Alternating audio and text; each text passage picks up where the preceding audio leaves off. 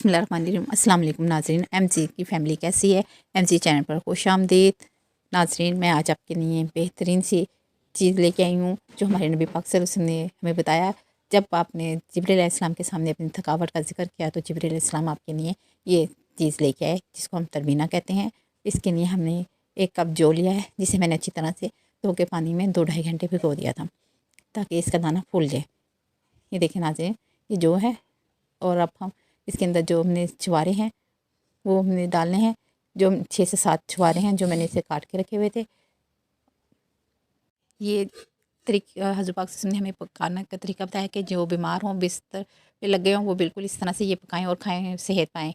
ये मुझ तक ये रेसिपी हज़रत ज़ुल्फ़िकार की तरफ से पहुंची जो मेरे भाई के पीर साहब हैं। वो बिल्कुल बीमार हो गए थे और बिस्तर पर लगे थे। डॉक्टरों ने कहा था कि अब ये चल फिर नहीं सकते, तो उन्होंने ये तरबीना खाया और चल फिरने लगे। डॉक्टर भी हैरान हो गए।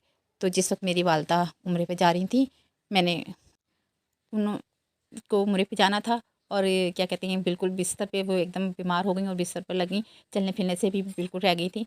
तो मैंने ये फिर तरबीना बनाया और माशाल्लाह माशाल्लाह उन्होंने अपने पैरों से उम्रा किया, सही भी की और अब वो माशाल्लाह चलती फिरती भी है, कोई मसला नहीं। आए मैं आपको उसको पकाने का तरीका बताती हूँ। मैंने 1.5 लीटर पानी लिया है जिसमें मैं ये जौ डाल दूँगी। ये नाज़रीन देखें, ये मैं पानी में जौ डाल रही हूँ। ये जो है ये सेहत के लिए बहुत मुफीद है।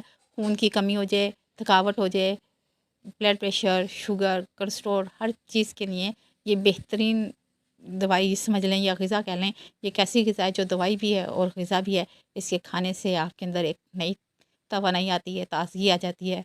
ये बनाएं और खाएं। नाश्ते में बेहतरीन नाश्ता है, ये हेल्दी नाश्ता है। छोटे बड़े बुज़ुर्ग सब के लिए बेहतरीन ग़िज़ा है। अगर ये नाश्ते में इस्तेमाल किया जाए तो इससे पूरी तवानाई हासिल होती है। आप इसको ये देखें नाज़रीन, मेरा जो पकना शुरू हो गया है।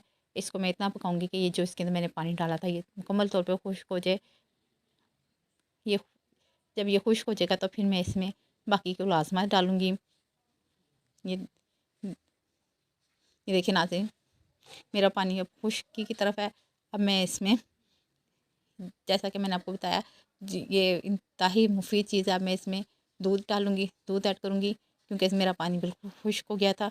अब मैं इसे चलाऊँगी, दूध में पकाऊँगी। इसको ऐसे ही पकाना है जैसे खीर में पकाते हैं। साथ ही मैंने इसमें अपने जो छुहारे मैंने काटे थे वो भी मैंने ऐड कर दिए हैं। ये इसमें चीनी का बिल्कुल इस्तेमाल नहीं करना। हाँ, अगर आपको ये फीका लग रहा है तो इसमें आप शहद इस्तेमाल कर सकते हैं, चीनी नहीं।